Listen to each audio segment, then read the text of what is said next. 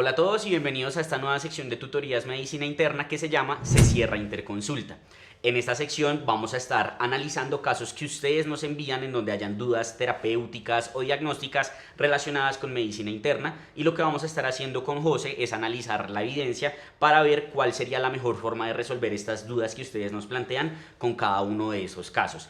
Y precisamente este es nuestro primer episodio, nuestro primer caso, entonces esperamos que lo disfruten un montón. Así es, Andrés. Entonces aprovecho esta oportunidad para invitarlos a que en el link de la descripción nos manden todos los casos y podamos discutirlos. Empecemos con el primer caso entonces. En esta ocasión, la doctora Contreras, desde Barinas, Venezuela, nos envía el siguiente caso. Es un hombre de 70 años con antecedente de hipertensión arterial, quien se encontraba hospitalizado por un cuadro agudo de disnea y edema de miembros inferiores.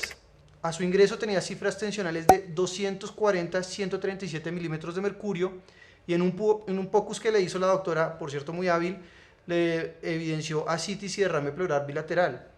Consideraron que tenía un cuadro de emergencia hipertensiva con órgano daño corazón, por lo que le iniciaron manejo endovenoso con furosemida y nitroglicerina. La doctora nos plantea las siguientes preguntas. Primero, ¿puede hacer el diagnóstico de falla cardíaca solo con la clínica? Segundo, de la cuadriterapia, ¿qué manejo podría iniciar desde el ingreso del paciente? Y tercero, ¿qué medicamentos puede iniciarle sin tener disponible un ecocardiograma? Entonces, Andrés, empecemos con la primera pregunta. ¿Qué opina? ¿Podríamos confirmar el diagnóstico de falla cardíaca solo con los datos clínicos que tenemos? Creo que es una duda importante y que surge bastante porque anteriormente, cuando nosotros estudiamos, me acuerdo mucho, teníamos los criterios de Framingham, estos criterios clínicos, mayores, menores, con los cuales se confirmaba incluso el diagnóstico de falla y así estaba establecido en las guías. Sin embargo, con el tiempo nos hemos dado cuenta que quizá la clínica no es suficiente para confirmar el diagnóstico de falla cardíaca. Entonces, si bien se puede hacer una aproximación sindromática, la confirmación diagnóstica es algo diferente que hablaremos más adelante. De hecho, dentro de la literatura que estuvimos revisando, relacionado precisamente con estos criterios de Framingham, había un estudio de validación en España en donde se evidencia que estos criterios tienen una sensibilidad del 96,4%, bastante buena, pero una especificidad muy baja, tan solo del 38,7%, y esto teniendo en cuenta que es para pacientes con FEBI menor al 45%. Entonces uno diría, en FEBI preservada se debe comportar pues incluso de una manera quizá más irregular. Y de hecho, pues buscamos a ver si efectivamente en FEBI preservada había o no algo relacionado, y nos encontramos con una cohorte de 539 pacientes en donde, teniendo FEBI preservada, si se les aplicaban los criterios diagnósticos de Framingham, tan solo 1 de cada 4 pacientes cumplían el diagnóstico de falla cardíaca, mientras que si se analizaba el ecocardiograma y los péptidos, todos los pacientes cumplían la definición. Entonces, lo que nos quiere decir esto básicamente es que los pacientes de falla cardíaca se presentan de una manera muy variada, y precisamente por eso la definición ha venido variando sustancialmente en el tiempo, si uno analiza las guías anteriores, las guías nuevas y demás. Pero sabemos que en el 2021 hubo un consenso entre múltiples sociedades que realizaron una definición universal. ¿Qué podríamos comentarle a las personas sobre esta definición universal, José? Claro, Andrés. Entonces, con lo que tú nos cuentas, esos criterios de Framingham lo que nos dicen es que sería muy raro encontrar un paciente sin esos síntomas, pero si yo encuentro un paciente con los síntomas, no necesariamente es falla cardíaca, por su baja especificidad. Además, como lo mencionas, en los que tienen falla cardíaca con fracción de eyección preservada son muy frecuentes las comorbilidades, y uno le pudiera atribuir esos síntomas a cualquiera de esas comorbilidades. El esfuerzo que hicieron las diferentes sociedades científicas por generar una definición universal de falla cardíaca es muy útil, y lo que hace es que coge esas manifestaciones clínicas que nos mencionas, muy parecidas a lo que había en los criterios de Framingham, y lo combina con una evidencia de alteración estructural o funcional imagenológica, donde lo más útil en el día a día es el ecocardiograma, pero cualquier otra imagen cardíaca puede funcionar, sumado a una elevación de péptidos natriuréticos que nos reflejan congestión. Tenemos otras variables que pueden evaluar congestión, pero lo que tenemos más a la mano en la clínica son los péptidos natriuréticos. Ahora bien, si estamos diciendo que los criterios de Framingham tienen un mal rendimiento diagnóstico, ¿cuál es el rendimiento diagnóstico de esta definición universal? Pues en verdad hasta ahora no lo sabemos, Andrés, no tenemos una forma de evaluarlo, y hay una editorial muy reciente, interesante, que discute este tema y dice que es un esfuerzo valioso y que sobre todo busca la estandarización, también tratando de estar un paso adelante de ese problema que ha habido sobre todo en falla cardíaca con fracción de eyección preservada, para clasificar los pacientes a la hora de incluirlos en un estudio y tratar de homogeneizar esa definición, pero sí estamos a la espera de poder validar esto. y seguramente habrán algunos pacientes que se queden por fuera de la definición. Para eso se han integrado otros scores predictivos como las escalas que utilizamos para falla cardíaca con fracción de eyección preservada. Bueno, pero entonces con todo lo que hemos analizado, ¿qué podríamos concluir con lo que nos está preguntando la doctora? De acuerdo con lo que tenemos hasta ahora del caso, yo pienso que podemos estar medianamente seguros de que sindrómicamente el paciente tiene una falla cardíaca y tenemos los suficientes argumentos para tratarla como tal. Sin embargo, es necesario que en algún momento de su estancia se haga tanto el péptido natriurético por su valor pronóstico también, valores por encima de 5000 son de alto riesgo de mortalidad, y también el ecocardiograma como imagen de elección, no solamente para confirmar la falla cardíaca, sino para también buscar etiología, buscar causas de la descompensación, cosas que se tengan que intervenir para mejorar el pronóstico del paciente, y también para evaluar la fracción de eyección, que va a tener un valor pronóstico, pero también terapéutico. Y si bien por ahora lo vamos a manejar como una falla cardíaca, la confirmación es necesaria, porque como lo sabes, Andrés, la falla cardíaca es un diagnóstico crónico que no tiene cura. Así que si yo llego a decir que este paciente definitivamente tiene una falla cardíaca, es un paciente que va a tener ese diagnóstico para toda la vida, y si no estamos haciendo el diagnóstico adecuado, después convencer a alguien de que no la tiene va a ser muy difícil. Eso le va a implicar al paciente muchas intervenciones que, si es un diagnóstico erróneo, no va a tener ningún beneficio. Las imágenes que nos mostró la doctora son muy útiles para buscar congestión, y el POCUS o la ecografía a la cabecera del paciente es una herramienta cada vez más útil, y de hecho en el POCUS podemos hacer una valoración cardíaca inicial. Sin embargo, si no está hecho por una persona experta con los equipos adecuados, eso no es un ecocardiograma oficial. Entonces, para el abordaje agudo igual pudiéramos hacer un POCUS cardíaco, pero este paciente necesita un ecocardiograma formal. Entonces, Andrés, con lo que tenemos hasta ahora y el manejo que ya se le planteó al paciente de diurético endovenoso y vasodilatador endovenoso, ¿qué opinas de la segunda pregunta? ¿Qué le podemos iniciar a este paciente del manejo de la cuadriterapia? Creo que aquí es muy importante como tener en mente que nos estamos enfrentando a un cuadro, una falla cardíaca agudizada, pero que tiene una etiología bastante clara, tiene una emergencia hipertensiva que es la que está generando pues secundariamente todo el componente cardíaco y congestivo. Y precisamente cuando uno analiza las guías europeas dentro de la parte o la sección de falla cardíaca aguda del CHAMPIT, tienen ahí incluida la emergencia hipertensiva como una de las etiologías. Y si algo está claro, a pesar de que no lo dejan escrito en el algoritmo, sí es bastante claro: si uno evidencia una de estas etiologías, el manejo inicial debe ser dirigido a la etiología, no tanto a la cuadriterapia y a la falla cardíaca. Y si uno analiza pues como otras evidencias o hace una búsqueda adicional, se puede encontrar por ejemplo con la última guía que tenemos de la Sociedad Irlandesa y Británica de Crisis Hipertensiva, en donde precisamente ellos sí hablan un poco más detallado de qué manejo hacer con un paciente que tiene una emergencia hipertensiva con daño de órgano blanco corazón relacionado con un componente congestivo. Y es claro que lo que hay que hacer al momento inicial, por lo menos como nos lo está planteando la doctora, de que llega el paciente de urgencias, es el manejo diurético endovenoso de manera adecuada con la dosis que debe ser, sea en bolo o en infusión, y el manejo antihipertensivo, que normalmente el de elección va a ser muy bien, como lo hicieron aquí, un vasodilatador. Lo que sí nos dejan de recomendación es que debemos tratar de evitar los beta bloqueadores como manejo pues antihipertensivo en ese momento, ya que pues también puede tener un componente hemodinámico y cronotrópico negativo que pues puede llegar a perjudicar a estos pacientes. Entonces, pues digamos que cuando tenemos esto, lo que uno puede decir es que inicialmente nos tenemos que enfocar es en la etiología. Recientemente, cuando estuvimos analizando este caso, nos topamos con un consenso del JACC, al que es un pathway, pues básicamente de cómo manejar a los pacientes cuando se agudizan con falla cardíaca. Y ahí también queda escrito muy claro que lo primero que tenemos que hacer, independiente de la etiología, aquí estamos hablando de emergencia hipertensiva, pero en cualquier falla cardíaca agudizada, es estabilizar al paciente y descongestionarlo. Cuando confirmamos la estabilidad hemodinámica y confirmamos que el paciente está respondiendo al diurético, es que podemos plantearnos la posibilidad de iniciar la cuadriterapia. Bueno, pero entonces con todo esto creo que la duda que a cualquiera le surgiría en este momento es: listo, ya lo estabilicé, le tengo que iniciar la cuadriterapia, pero ¿cómo lo hago? ¿Se lo inicio al paciente de forma hospitalizada o cómo deberíamos hacer esto? De acuerdo, Andrés. Entonces es muy claro lo que nos has dicho. Todo el mundo tiene en la cabeza la cuadriterapia y sus beneficios, pero recordemos que la mayoría de los beneficios que se han estudiado en la cuadriterapia es en el manejo ambulatorio del paciente a largo plazo. En la hospitalización, en el escenario agudo, algunos medicamentos han sido estudiados, otros no, pero siempre en el contexto de un paciente que ya se estabilizó. Entonces en el pathway nos hablan de que algunos medicamentos se pueden utilizar durante la hospitalización aguda y otros hay un poco más de duda, pero siempre nos dicen asegúrese de su paciente esté estable con los criterios que se utilizaron en la mayoría de los estudios. Si es un paciente que no esté hipotenso, por generar una presión arterial sistólica mayor a 90 o 100, que no haya recibido inotropía en las últimas 24 horas, que no haya requerido vasodilatador o cambio en la dosis del vasodilatador en las últimas 12 horas, o cambio en la dosis del diurético, que esté respondiendo bien al diurético, que no esté con empeoramiento de la función renal de forma aguda, que no tenga signos de hipoperfusión, ¿de acuerdo?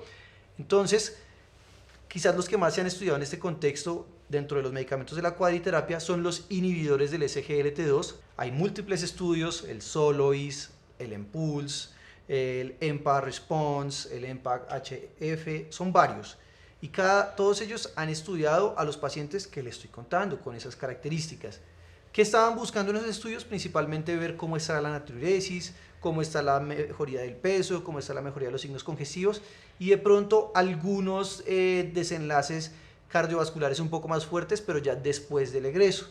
Efectivamente parece que sí ayudan con la diuresis, ayudan con la descongestión y previenen nuevas hospitalizaciones ya después del egreso. Lo que sí tenemos que tener claro de estos estudios es que en general fueron seguros. Entonces, ya que tenemos claro el beneficio a largo plazo, tenemos que aprovechar la hospitalización del paciente como una oportunidad de mejorarle su terapia lo más posible. Que si le va a servir para esa hospitalización aguda o no, quizás sí, quizás no. De hecho, algunos algoritmos del manejo de la congestión en la falla cardíaca aguda incluyen como segunda o tercera línea los inhibidores del SGLT2, sobre todo cuando no hay una buena respuesta a los diuréticos de ASA, pero definitivamente yo le coloco el medicamento al paciente durante la hospitalización y aseguro que cuando se vaya esté con ese medicamento y en el control se lo reformulen y pueda tener los beneficios que tiene el medicamento a largo plazo. Esos son los inhibidores de SGLT2. Desde que el paciente esté estable podemos estar tranquilos de iniciárselo. ¿Qué otros medicamentos pudiéramos evaluar en ese escenario, Andrés? Pues digamos que el siguiente que creo que podríamos hablar son los antagonistas del receptor mineralocorticoide, porque tienen una particularidad o tienen como un perfil semejante a lo que nos comentaba relacionado con los inhibidores del SGLT2. Tenemos dos estudios, uno con espironolactona, otro con eplerenona, que son el ATHENA y el EARLIER, que buscaron más o menos lo mismo que usted nos comentaba en inhibidores del SGLT2, mejorar natriuresis, mejorar descongestión.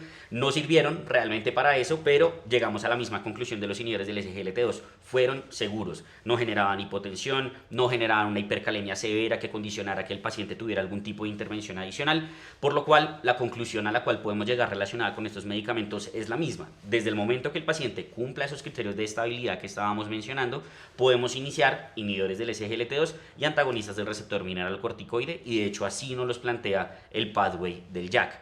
Cosa diferente a los otros dos componentes de la cuadriterapia, que son los beta bloqueadores y los inhibidores del eje renina-angiotensina-aldosterona, sea ARNI o sea IECA o ARA2.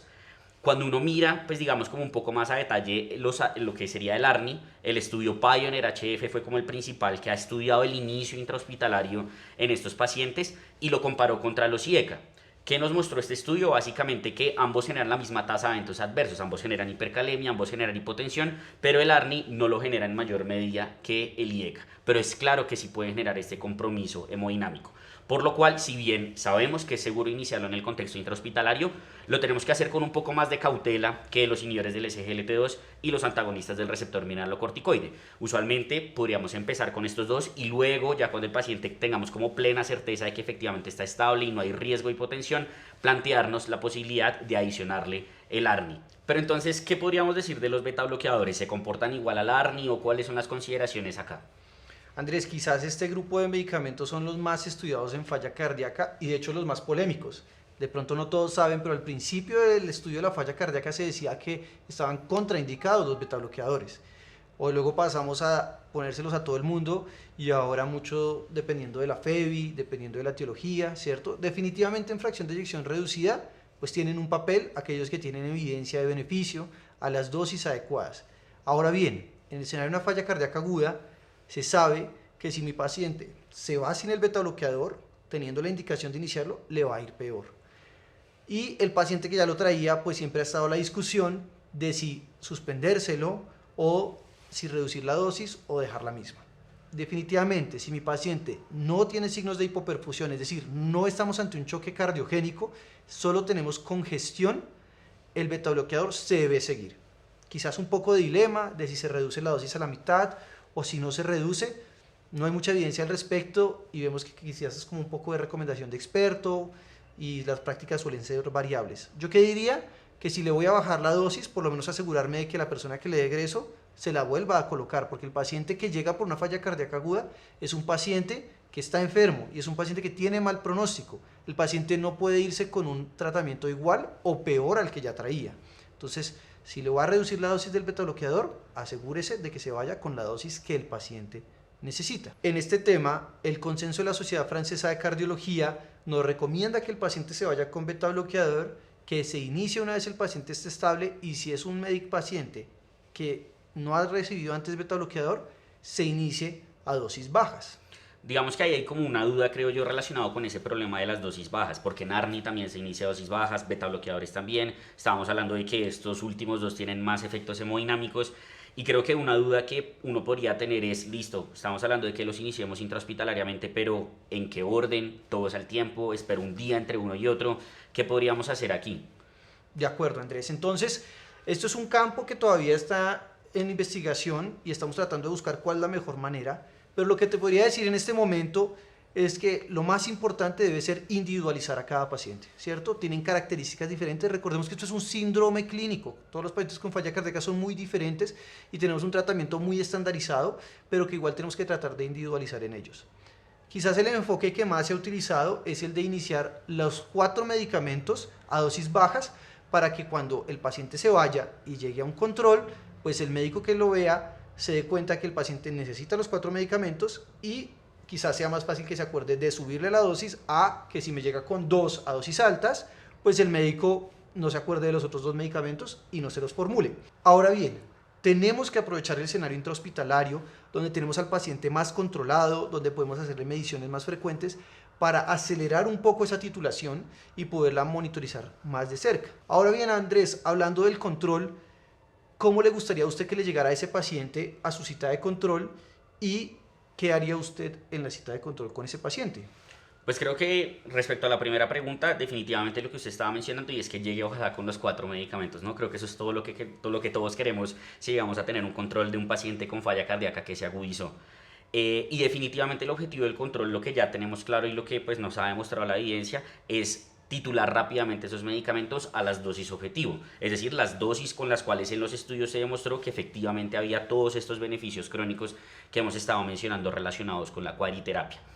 Específicamente, pues el estudio que más habla de esto es el estudio Strong, en el cual mostraron que a los pacientes les iniciaban la cuariterapia por lo menos 2 días antes del egreso, precisamente para monitorizarlos y evaluar toda esta parte de los eventos adversos que usted nos mencionaba, y trataban de titularlos a dosis objetivo a las 2 semanas, muy rápido realmente comparado con lo que uno ve usualmente en la práctica clínica, y esto se tradujo en una disminución en rehospitalización y en mortalidad por cualquier causa. Entonces definitivamente lo que todos deberíamos hacer con un paciente que estamos controlando posterior al egreso de una falla cardíaca agudizada es pues titularle el medicamento. De hecho, la última actualización de la guía de la Sociedad Europea lo tiene ya como una recomendación una vez, precisamente relacionado con esto del estudio que estábamos mencionando del Strong. Pero entonces hemos hablado de muchas cosas. ¿Qué podríamos concluir entonces con esta segunda pregunta que nos hizo la doctora respecto a qué medicamentos le debería iniciar? Y pues con todo lo otro que mencionamos, como qué podríamos concluir. De acuerdo, Andrés. Entonces, con lo que tenemos del caso hasta ahora, lo que nos compartió la doctora, no hay urgencia ni necesidad de iniciar en este momento ningún medicamento de la cuadriterapia. Primero tenemos que estabilizar al paciente, evaluar la causa de la descompensación, confirmar la falla cardíaca, evaluar la causa de la falla cardíaca, mirar si necesita algún tipo de intervención adicional y cuando ya esté estable y estemos acercándonos al egreso, iniciar poco a poco el manejo de acuerdo a la fracción de eyección, obviamente. Solamente aprovecho para decir que el paciente con falla cardíaca no es solamente cuadriterapia, ¿de acuerdo? Entonces acordémonos de las comorbilidades, acordémonos de la deficiencia de hierro, de todo lo demás. Pero la doctora nos está preguntando específicamente por cuadriterapia, enfoquémonos en eso. Y ya que lo mencionamos, Andrés, pasemos a la tercera pregunta. ¿Qué consideraciones tienes con respecto a si podemos iniciar cualquier medicamento sin todavía conocer la fracción de eyección o necesitamos la fracción de eyección? Esto pues es un tema importante porque como sabemos la falla cardíaca la dividimos conforme a la FEBI, ¿no? Tenemos la FEBI reducida, moderadamente reducida, la FEBI preservada, que de hecho incluso ahorita se está hablando de partirla únicamente en dos, FEBI reducida y no reducida, pues precisamente por toda la evidencia que ha venido surgiendo. Hay un metaanálisis del JACC que habla del efecto aditivo de cada uno de los medicamentos, precisamente en los pacientes que tienen una FEBI superior al 40%. ¿Por qué? Porque los pacientes que tienen FEBI por debajo del 40% definitivamente tenemos que ponerles cuariterapia, no tenemos ninguna duda relacionada con eso. Pero encima de 40% es donde empiezan las dudas de qué medicamentos sí y qué medicamentos no. ¿Qué nos muestra pues este metaanálisis del JACC? Que hay un efecto aditivo principalmente de tres componentes de la cuariterapia, que son los inhibidores del SGLT2, los antagonistas del receptor mineralocorticoide y el ARNI. Sin embargo, los últimos dos que mencioné, lo que sería espironolactona, eplerenona o el sacubitril valsartán, pierden ese efecto aditivo por encima de 60%. Y ya los beta bloqueadores, la cosa se debe individualizar un poco más, por encima de 40% y sobre todo por encima de 50%. Entonces, ¿qué podríamos, pues digamos, como concluir respecto a este metaanálisis que estábamos mencionando? Que el inhibidor del SGLT2 aplica para todos los pacientes con falla cardíaca. Antagonistas de receptor mineralocorticoide y ARNI hasta 60%, y los beta bloqueadores sí o sí por debajo de 40% y de 40 a 60% definitivamente debemos de individualizarlo, y creo que con eso pues podríamos responder la pregunta que nos hace la doctora. De acuerdo, Andrés, concuerdo contigo. Definitivamente el que tenemos más seguro son los inhibidores del SGLT2. De hecho, pues los metaanálisis lo han mostrado. Tenemos un producto de síntesis de evidencia donde analizamos críticamente el metaanálisis, donde combinaron esos 4 estudios de los inhibidores de SGLT2 independientemente de la fracción de eyección. Les vamos a dejar en el link de la descripción, pues si lo quieren consultar para mirarlo más en detalle, pero creo que es donde nos sentimos más seguros. Bueno, Andrés, entonces, ¿cuáles serían los mensajes para llevar al hospital?